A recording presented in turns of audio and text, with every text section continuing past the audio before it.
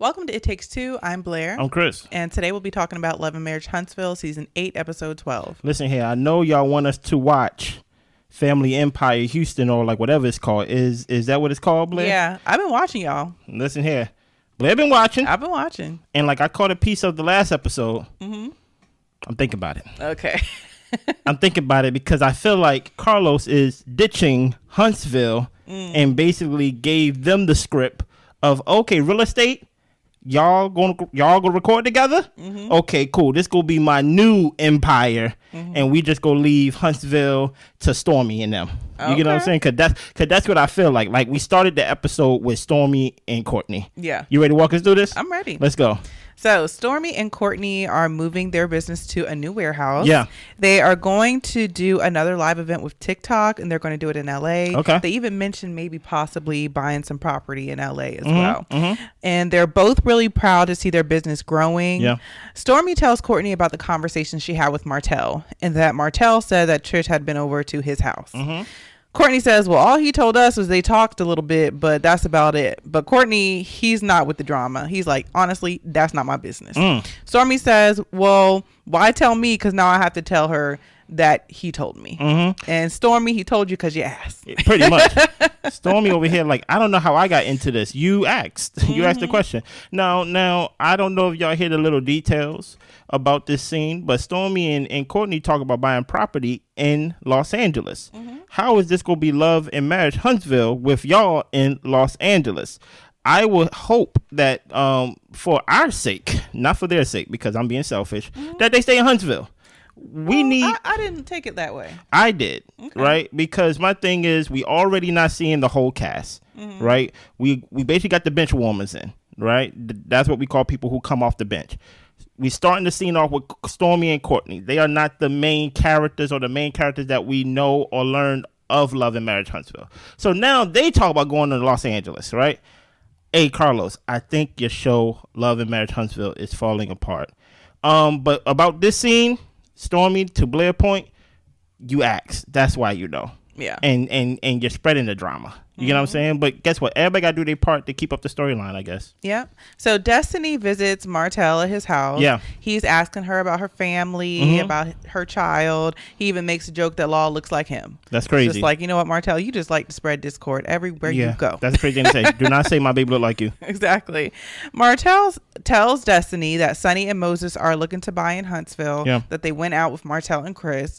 And he said, but for me, it's strictly business. Destiny says, all right, check over friendship. Yeah.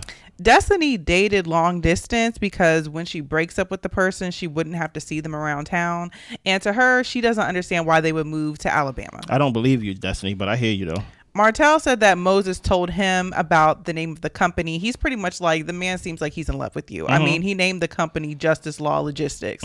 And Sonny was even co-signing, saying like, yes, that was the name of the future children that they talked about having, but we're going to have other businesses with different names. Okay. And Destiny is like, you know, you're with your wife. Like, why are you even talking about me and the businesses and the things that we discussed? Yeah. Martell tells Destiny, look, he wants you back. Honestly, he probably wants both of y'all. He says, look, we all got to have side chicks. And Destiny tells him, you have a natural propensity to align with losers. And Martell tells her point blank, look, they're going to be in Huntsville. Sonny kept saying that she was happily married, though. And Destiny says, well, I don't know who she's trying to convince, pretty much herself or us. Your thoughts? My thoughts, I was glad that Martell told Destiny. Yeah. So that way she wouldn't be blindsided. I don't think Chris would have told her because they don't have that relationship. And he don't owe it to her. And he doesn't owe it to her. But because Martell is friends with Destiny, they go way back. I'm glad that he told her. Yeah. So that way she's aware. I just do find it very weird. Like, why would you, coming from a major city, want to live in Huntsville, Alabama? You know, if you don't have any family support there, like if you don't really have any close friends there, you got the cast there, but they're not really going to be there supporting your family system. So it is odd for them to come all the way from Detroit to Huntsville. I mean, there's plenty other places that you could have chose. So it does seem like it's trying to stick it to Destiny in some type of way, and it's odd. It's very odd to me. So they coming from Detroit and not St. Louis. I'm sorry, St. Louis. St. Louis. Yeah, okay, yeah. I will move from St. Louis to Huntsville. Okay. Right. St. Louis is dangerous. But I'm saying anywhere else in the country. That is true. I mean, you could literally live in the suburbs of DC. But they don't. The way I view it as I work for Love and Marriage, Huntsville. So I gotta live in Huntsville at least. If we're breaking the fourth wall, yes. Yeah, I think there's two. Here's what I don't understand about the fourth wall. Why Destiny keep building the fourth wall? I have no problem. Or put it like this: I have no problem breaking the fourth wall in this situation, but I don't understand why Destiny is playing dumb here. Yeah. Right? Like, Destiny, you need something else besides you took my boyfriend. Or you took my ex-boyfriend.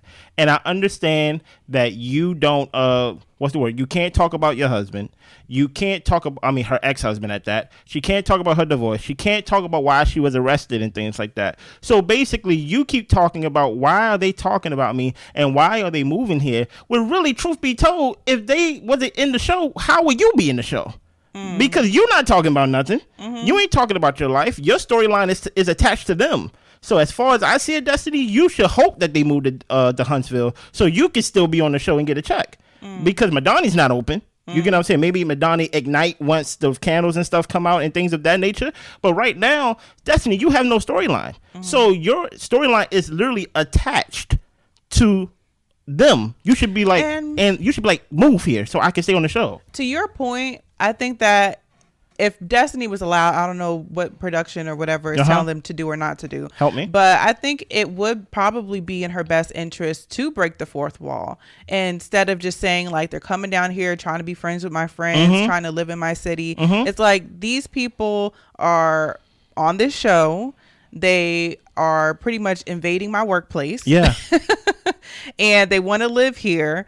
And I have an issue with that, and maybe in a way she is saying that, but I think breaking the fourth wall would add another layer to it. This is the season, Blair, of breaking the fourth wall. Yeah. They talked about social media too much. They talked about the millimeters too much. They talked about things so I'm like, if this is the season of the fourth wall, break it all. Just destroy it down. Give us an inside look at what's going on then, because obviously these storylines are not hitting, at least not for me. Yeah, you get what I'm saying. So I find this conversation very interesting. And like, we see where it goes from here.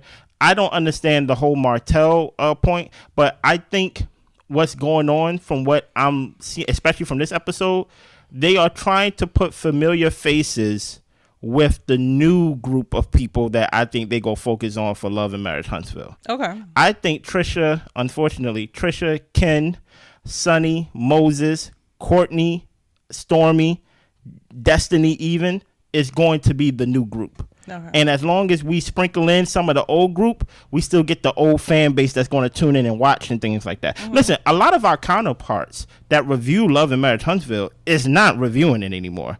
They are not feeling this season of the show, but I think this show is in the middle of transitioning to a new cast that's making them, hey, they are now the head focus of the show. Yeah, I think that's the direction of the show. I think it's pretty obvious, and I can't say what the outcome will be from that, but I'm still interested in seeing where things go.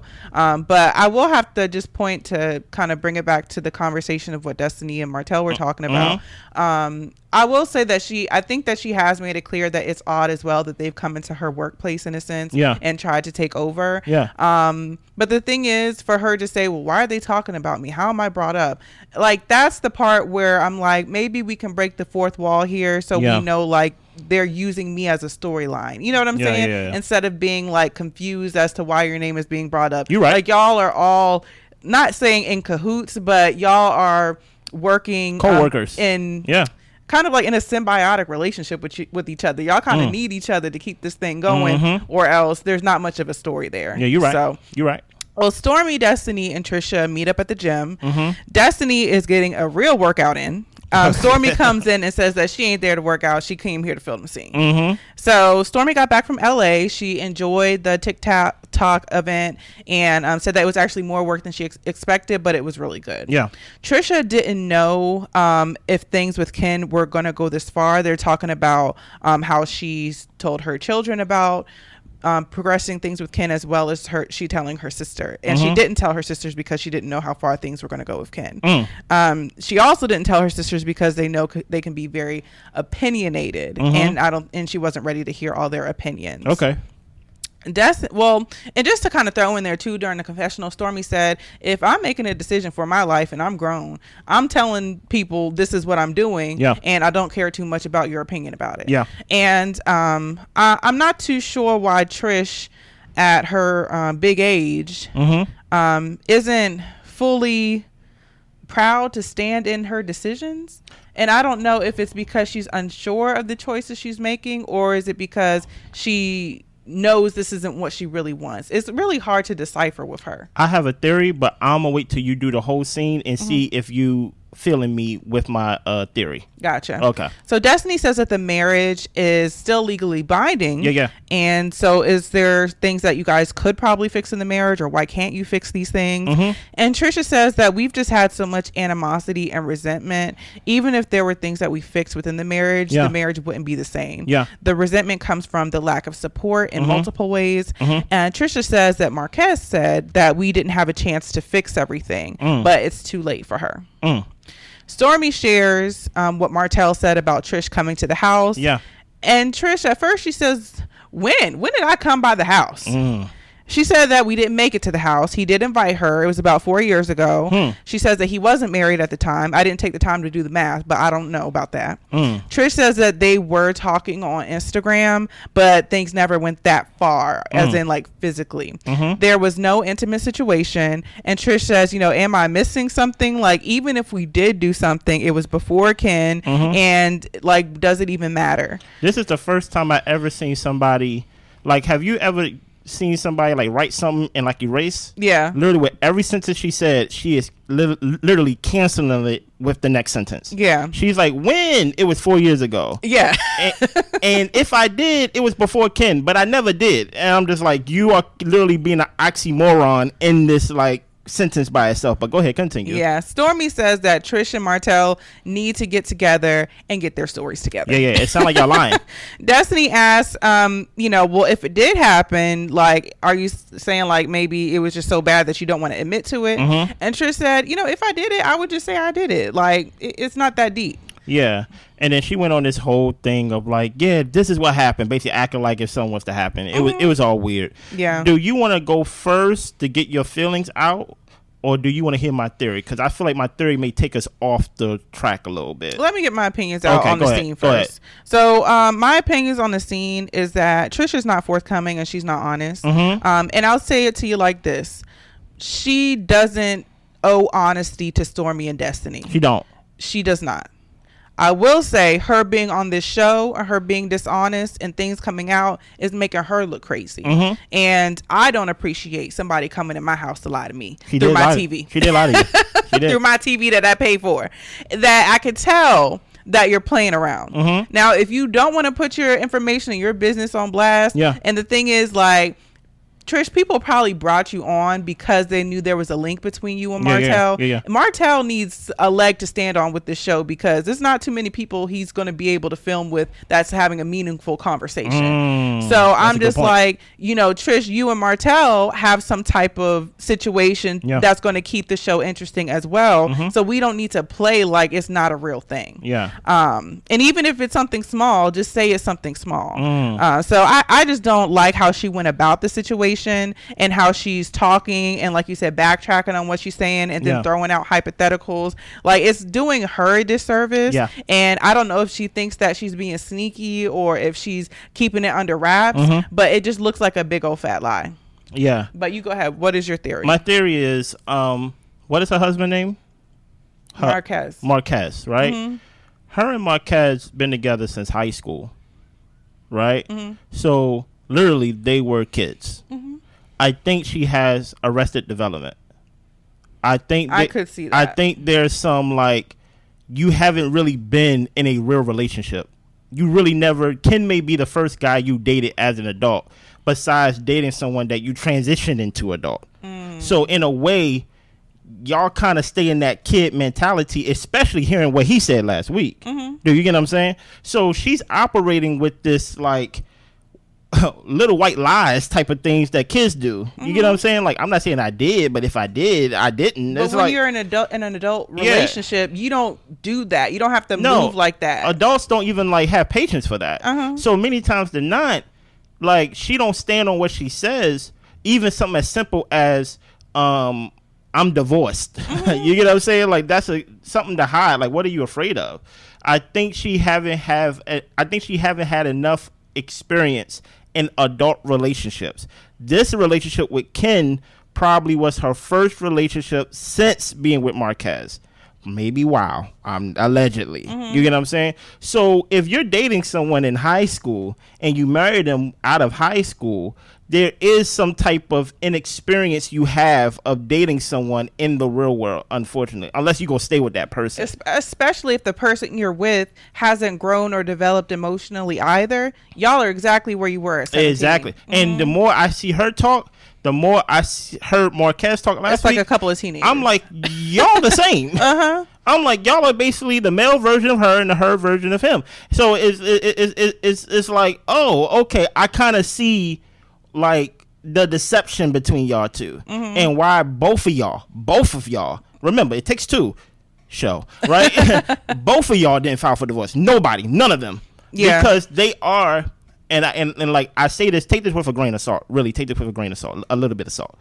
They are each other. If I grew up with someone as a kid and things like that, I probably have the same type of thinking, the same type of all these things if all I know is you.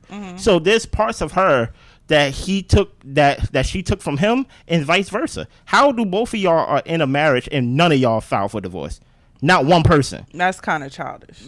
I mean, yeah, they've been together since kids. Yeah. You get what I'm saying? Yeah. Now, now to this scene, I hope you have, and when I say I hope you have, I don't mean it in a bad way. I hope you have a speech impediment. I hope you have a stuttering problem and things like that. Because I have a stuttering problem sometimes and things of that nature, because I don't want to call you a liar, because it sounds like you've been lying to us ever since you've been talking, because she talks as if she got like scatterbrain, as if she's looking for answers besides like knowing the answers and being honest with what's going on. Exactly. Right. So I hope it's just like a speech impediment that she can't control, because I don't want to call you a liar. But I feel like when I see you in your house with Ken, I'm going to call you a liar, because that's basically what you did. You get what I'm saying? Yeah. And I guess I also want to expound on, by me saying neither one of them filing for the divorce is childish. It's because the reasoning behind it and the information that we got. I understand that for some people it's a little bit deeper and there's more things complicated in a divorce that would make them hesitant to file. But for them, it's just like, we just haven't talked. That's weird. Like, we just haven't talked about it, or we'll be on the phone and we haven't gotten around to the divorce. Or something as simple as it's just a piece of paper. Yeah. It's like, okay, cool. Yeah. So to me, it just kind of sounds like there's no like initiative on either part to handle the business side of this. Yeah. So, well, then next scene, Tisha meets up with Marsau with Black. Yeah. People have called the city about multiple issues on Black, and none of it is true. I hope not. However, it has gotten Black closed down for that time period. So these people reporting from Marsau's perspective want to be gatekeepers because he didn't go the right route of going through the church or going through the community leaders to get his business up and running. Yeah. So apparently there was a parking issue and the community leaders petitioned to get them closed down. Yeah. This was also around homecoming to where they had gotten everything, probably all their inventory, got enough stuff to service the community and out of town people. And 4 hours before they were set to open for the first night of homecoming, they came and tried to shut the place down. Marsau actually had to go and petition for them to be open for that night, for them to be able to serve their patrons. Well, Tisha is sad for her husband because she knows how hard he works, how long he stays up at night trying to figure out different issues with Black. And they say that Black has become a staple for the community. Like, where else do people go when they're coming from out of town to visit? That's true. They go to Black. Myself included. Tisha said that if the city doesn't care about us, why not put it somewhere else? Yeah. As far as their money. And Marsau says the comeback group is our way of life. This is our community, and we own parts of this earth. Freedom ain't free. If we don't fight for it, then we don't deserve to have it. He's like, we're not going to tuck our tail to where it's easier. We're going to stay where we own our land and our property, and move forward and fight for what we know is ours. So I'm just gonna give a small part of the opinion. I agree with what he's saying, but you gotta have, in my opinion, different tools inside your tool box and things like that. And when I say that is, listen, we know Marsau is a fighter. We know Marsau believes what he believes. We know Marsau is stubborn, right? And truth be told, that can lead to the success that he has right now. Respect, right? But I will say, if you want to be a staple in a community, why wouldn't you meet with the community leaders? I would say, hey, I'm especially from someone that's not from Alabama. He's from Detroit. You get what I'm saying? And I'm saying, I'm not saying you have to kneel down and kiss the ring. It may sound like that, but it's playing the game a little bit. You gotta play the game, right? And my thing is, when it's time to use the hammer, make sure you use a sludge one. Make sure you swing hard and swing heavy, right? But my thing is, there is something to, okay, I'm not from here, but I want to contribute to the community, right? Not making it to like some racket to where now if they like, well, you gotta give me 2%. No. But there's something to like, hey, look, I'm from Detroit, right? I live down here. I love the community. I want to contribute to the community. I wonder, did he try that? Now, if he tried that and they like, man, forget it, whatever, then Marsau take that sledgehammer and hit everything and basically keep your property. Exactly. But there's something to, you know what? I'm going to play the game because at the end of the day, I want to basically I want the benefit from this for my family. Am I making sense? Absolutely. Okay. And I just think about it. If I were to look at it on a smaller scale at my job, I'm the type of person naturally where I go into work and I just want to get the work done. Yeah. Now, I've learned that is not a good way to be at work. Oh, I'm doing a terrible job. Sometimes you have to tell people good morning. Yeah. How was your weekend? How are the kids? How's that dog? Show me the picture of that dog. I don't care about that dog. Can I pet that dog? Okay. Let me see that dog. So there is something to building relationships, and they don't have to be close. They don't have to be best friends. Exactly. But it's something to building relationship with people in the workplace or in your community or within whatever sphere you're going into. So that way you have people who can vouch for you, who can be on your side, who can say that they know your character. And that might, like you said, be a benefit for these community leaders to be on Marsau's side. Now, not saying exactly like bootlicking and all this type of stuff. Don't do definitely that. Not any of that. And if these people are trying to ice you out, then just like my husband said, go about your day and skirt around in people. Exactly. But if there is an option or a way to kind of make nice, so that way your business can flourish and you have people in the community who, go to bat for you, then it's an avenue worth looking at. Yeah. So, but I feel like, well, I don't know the guy, but for some reason I feel like he probably tried that. Yeah. But my thing is, like, some people can be jealous, like they said, be jealous, 100%. Hateful. 100%. You're doing well. You're on TV. We 100%. Don't like to see that. And then you really do just have to tune out the noise and keep going 100%. And let the haters be the haters. But if there is an option to try to play the system and be friendly and try to have those networks, then it's worth trying. No, 100%. I just wanted to give it. Listen here, we reviewed the show, right? I could easily just come on here and just give y'all the easy. Marsau is right. When you buy something, it's yours, right? Yeah. But there's something to, and to Blair's point, just to brought out the example, technically it's his property. He can do whatever he wants technically. The same way when you buy a house, it's your house, right? But then there's something called being a good neighbor. Yeah. There's something called speaking, waving when you see folks. Those little politics. You know what I'm saying? Or even if you're on your walk, doing a little little head nod. Hey, I live here. The little small talk. Just something to where something was to happen to your house.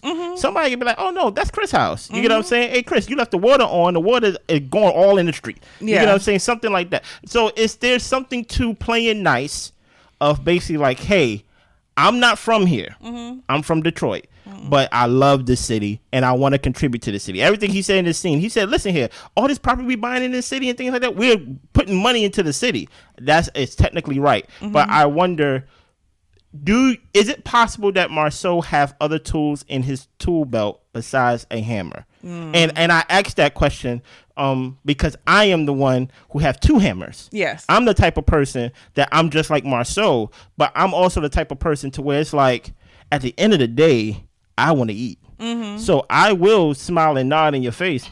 And then when you turn around, be like, watch him. You get what I'm saying? So there is certain politics that that you do have to play. And I think that's perfectly said. It's politicking. Yeah. And it is. It is.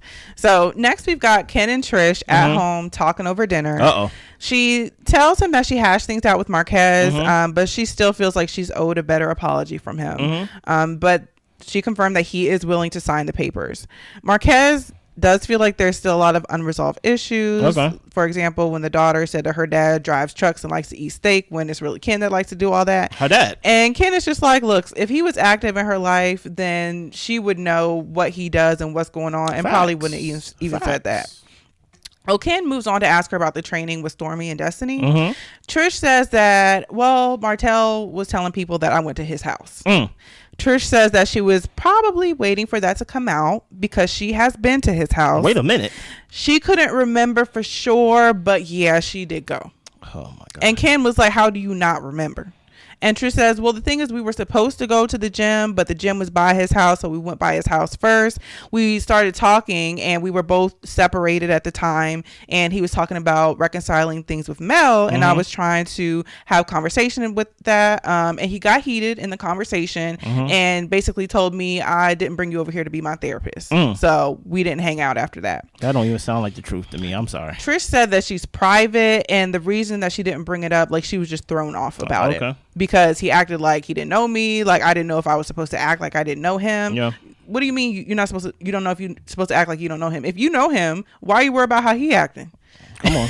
So Ken says, if you don't tell me the small things, how do I trust you with the big things? You being to the house is more than just chatting on social media. That training thing can be used as a way to get worked out in a different way, and Ken would be pissed if somebody was playing in his face. And he asked her, like, why did you feel like you couldn't tell me, like, what actually happened? And Trish again says it just wasn't anything serious. It was very small. Ken says that he would have told Trish. He doesn't care about what happens, but just the fact that you're not telling me. I'm around these people, and I'm over here defending you and talking about these situations just for somebody who might be able to have a leg up on me because they know something I don't. And it can be used against me because it's something I don't know. Yeah. So essentially he's like, look, you got to give me all the information up front. Trish knows that she made a mistake by not telling Ken, and she feels like it's all been blown out of proportion because she didn't just come right out and say what it was. So Ken asked her about 3 more times if she's sure that she has no more surprises, and she says no. Before you start, I don't even know where to go with this. Oh boy, don't tell me you got Chris. Oh my goodness. Sorry, y'all. Chris is the only one who has hiring and firing responsibilities on this channel. So this is my request. This is your request to fire Trish. Yeah. Already. Well, listen, we still got a whole second half of the show to go. But listen here. The wife wants you gone. You're gone, Trisha. Okay. Listen here. I don't understand what her angle is at all. Right? And it's like, truth be told, this is how people get dumped. Like, honestly, I would dump you if you came to me with this story of like, I went to his house because we were supposed to go to the gym. Why didn't y'all just go to the gym? Like it's so many questions that I would ask. We wouldn't even got to the end of this scene because I just would have stuck to the, why are you going to his house? Do you know Mel? Why are you talking to him about Mel? Like, it's just so many things that Tricia just would have started crying. Like, and the whole point is, I don't want to call her a liar, but it just seems like she's lying. And it just feels like, this is what I feel like from Ken's perspective. You know, when you catch somebody in a lie, and you're like, I know I caught you in a lie. I don't want to keep pressing it because now I'm really going to like really judge your character. Yeah. I think Ken let it go and he didn't press as hard. I think he had more questions, but I think he really let it go because I think if he asked more questions and if he received more lies, he would have gotten angrier. He probably would have left her. Like I think it would have made his whole world crumble. Like, who is this person? You get what I'm saying? So I think he just accepted and just be like, listen, like, you making me look stupid. And truth of the matter is she's doing that, but it's one thing if she was making you look stupid, Ken, and not making herself look stupid. She's making the whole family look stupid. She making herself look stupid. She making you look stupid, Ken. And if I was you, I would run. Like, it just doesn't make any sense. Like, this girl is leaving out information that is supposed to be innocent.